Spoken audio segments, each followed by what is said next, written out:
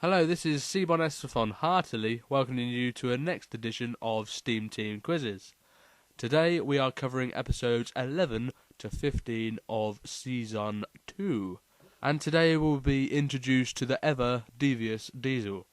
As always, I am going to be asked 5 questions about each of the episodes. 5 episodes, 5 questions, makes 25 in total. And if you want to play along at home, I have put the links of the exact same episodes that I have watched in the description. So if you want to watch them, go ahead and then come back. Or if you want to make it extra special hard for yourself, don't watch them at all and see how many you can remember. And just to say that these are the UK restored versions. And now I have to hand over to the ever super talented SteamTeam. He's about to make my voiceover sound amateurish. You're just awful. Right. Before we start, I need to clarify that you, Mr. CBonEsterphon, if that is your real name, haven't seen the answers or questions that I'm about to ask. And that, of course, that they have been held by me in a sealed envelope. And I have not seen the questions or answers of the questions you're about to ask. Well, that's good, because otherwise it renders the whole quiz completely pointless. Episode 1, Percy takes the plunge. Although not yet named, who are the 2 engines Percy is talking to? A. Ginty and Pug, B. Donald and Douglas, C. Bill and Ben, or D. Alfred and Judy? I believe that is the Flower Pot Men. Bill and Ben? Bill and Ben. Bill and Ben. It is indeed Bill and Ben. Ginty and Pug were in the Railway series. They are actual characters. You did snigger when I said it, but they are real. They are funny names. They are. Donald and Douglas, as we all know, are... Scots.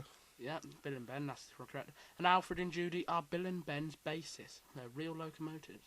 Oh. Yeah, that's what Bill and Ben accord in real life. Question 2. Percy says part of a rhyme which is from which previous episode? A. The Sad Story of Henry, B. Edward Gordon and Henry, C. The Flying Kipper, or D. Cole? I think that's the Sad Story of Henry. Well, I hate to have to tell you this, but you're right. Oh my god. Woohoo! Question 3. What is the name of the boat that the Fat Controller stands on? A. Rockstar, B. Jane, C. Lucinda, or D. Christina? Ah, that one would be Christina. It is. A very fine vessel she is as well. Yes, and Rockstar and Lucinda are ships that are featured later on in the series. Oh. Question 4. Which currently non-introduced character makes a very brief appearance during the scene where Thomas rescues Percy? A. Daisy, B. Diesel, C. Donald, or D. Bucco? That would be Diesel in the episode before he was actually introduced. It is. You see him go past in the background. You do. You have to watch very carefully, though. The danger sign in this episode was previously seen in which first season episode? A. The Flying Kipper, B. Off the Rails, C. Down the Mine, or D. Thomas in Trouble? That was Down the Mine. It was, or down the already dug hole, as you pointed out. I did. Episode 2 now. Doesn't time fly when you're having fun? Pop goes the Diesel. In the scene where Diesel reverses into the shed, which of the following engines cannot be seen? A. Thomas, B. Percy, C. Gordon, or D. Henry? That is number 1, Thomas. Very odd, isn't it, you know? He's Number usually 1. there or some about, isn't he? He is. He's always bustling in somewhere. Someone off. Sorry to be so blunt. Yes, well, I can quite understand. He's probably annoying someone while that was going on. Probably. Most probably. It's always the one you least suspect. Question 2. Complete this quote. In and out he creeps about like a big black... What? A. Engine, B. Diesel, C. Easel, or D. Weasel? He's a big black weasel. That is correct. Question 3. What is Diesel's first line of the episode? A. Hello, Duck. B. I'm a revolutionary Diesel. C. Good morning. Or D. I am delighted to meet such famous engines. I believe he did say all of those lines, but the first one he said was, "Good morning." Per Diesel in an oily voice. Yeah, I don't know how you can have an oily voice, but Perhaps he drinks oil. probably not advised to the public. Trains can drink oil, obviously, but humans cannot. Question 4. How many trucks does Duck have at the end? A, 2 in a brake van, B, 3 in a brake van, C, 4 in a brake van, or D, 5 in a brake van? That was 4 in a brake van. It was 4 in a brake van. Question 5. Whose coaches does Duck go to fetch? A, his own, B, Gordon, C, Henry, or D, James? It'd be Gordon. It was Gordon. You think Gordon should be able to fetch his own coaches, although we did have a debacle about that. In the first season, Yeah. He didn't fetch their own coaches. And then we called them Hasbro coaches, didn't we? Yep. Episode 3 now. Dirty Work. Question 1. To whom is it said do the engines never talk about their differences to? A, Diesel, B, Sir Topham Hatt, C, the trucks, or D, Duck? Whom's a very posh word, isn't it? I don't even know if I used it in the correct context there, but I'm sure... No, I don't think you have. It's a very posh word. Ah, right. So just get on with answering the question, please. Trucks, it is. They do not speak to the trucks. They do not. Question 2. In the shot of the big engines at the sheds, when they decide to get revenge on Duck, who is on the turntable? A, Gordon, B, Henry, C, James, or D, none of them? Henry. Yes, it was Henry. Correct. Question 3. In the shot where the big engines say, "We like Diesel," how many men can be seen? A1, B2, C3, or D4? I'm going to say 3. That is the incorrect answer. It was 2. Question 4. A bit of a different question here. We need you, Mr. BonEsterphon, to match the engines to their nicknames. Galloping Sausage, Rusty Red Scrap Iron, and Old Square Wheels. Galloping Sausage is Gordon. Rusty Red Scrap Iron isn't going to be anybody else other than James. And then obviously the last one is Henry. Old Square Wheels. Old Square Wheels. Do we think he's got it right? Find out after the break. We don't go for breaks. That's the correct answer. Question 5. Where does the Fat Controller send Duck? A, the shunting yards, B, the harbour, C, Edward Station, or D, the big station? That'd be Edward Station. It was! The final episode in this trilogy now, the Devious Diesel trilogy, that is. A bit of an odd question here. Question 1. Put these cries in the order that they occurred. Throw him off the rails, chase him, and bump him. What was the correct order? It was chase him, bump him, and knock him off the rails. I'll accept that. It was throw him off the rails. Oh, sorry, throw him off the rails. Yep. Chase him, bump him, throw him off the rails. Did you do the voices for them? No, but I probably should have done. Sounds I'd good. have been cheaper. Question 2. How much further before the driver thinks Duck will gain control? A mile, B, a kilometre, C, half a mile, or D, 100 metres? A mile. It was a mile, yes. Question 3. What is the name of the barber's shop?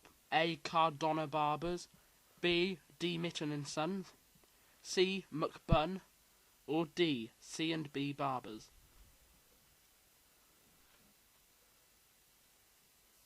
He's thinking about it. I'm going to say A. Cardona Barbers? Sounds good, doesn't it? Yes, and it would, if that is the correct answer, it would be named after producer Robert Cardona. Yeah. It might be an inside joke. Might have been. Might have been, but it wasn't. Oh. 'Cause that's the incorrect answer. The Oh. correct answer was, of course, C&B Barbers. Any inside joke on that one? No, not that I could think of. I mean, D. Mittens and Sons, that's obviously a play on David Mitten, the director. And McBun is a snack stall at Knapford Station. That controller goes there often, I'm told on good authority.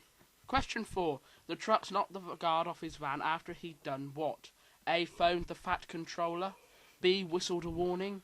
C. Waved his red flag. Or D. Whistled a jaunty tune. I know he whistled, I don't know. Did he whistle a jaunty tune there? I don't think so. No, probably not under the circumstances. I think he whistled a warning. He did. I wonder how you define a jaunty tune. I don't know, what does a jaunty tune sound like? I should imagine it means upbeat. Well, I should know, I wrote it, but... Question 5 now. Including duck, how many engines can be seen in the sheds at the end? A4, B5, C6 or D7? There's either 5 or 6. I'm going to have to press you for an answer, even though there's no time limit. I just feel like it. I just feel like I had to press you in some way. I'm going to say 5.